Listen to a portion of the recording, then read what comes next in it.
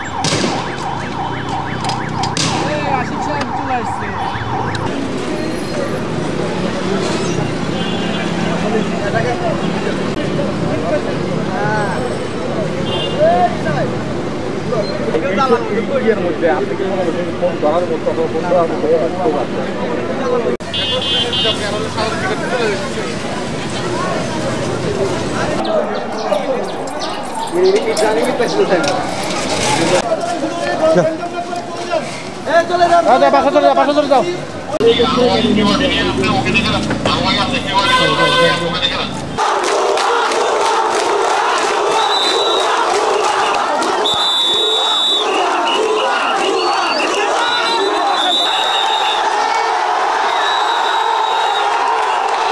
কোটা সংস্কারপন্থী যে সমস্ত ছাত্রছাত্রীরা আন্দোলন করছে তারা আসলে শান্তিপূর্ণভাবেই আন্দোলন করুক, এটাও সবাই চায়।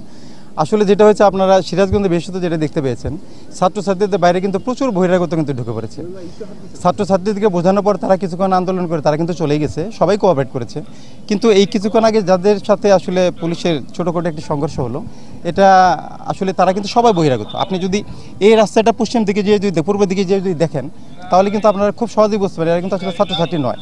তো তাদেরকে আসলে আমার পুলিশের পক্ষ থেকে বলা হয়েছে যে আপনারা এখান থেকে চলে যান, কিন্তু দেখছেন তাদের হাতে কিন্তু দেশীয় অস্ত্রশস্ত্র ছিল, তারপর ইট পাটকেল তো একটার পর একটা ছুটছিল। আমরা আসলে তাদের নিবৃত্ত করার চেষ্টা করেছি। এখন আপাতত পরিস্থিতি শান্ত আছে, সবাই এখন যার যার অবস্থানে চলে গেছে।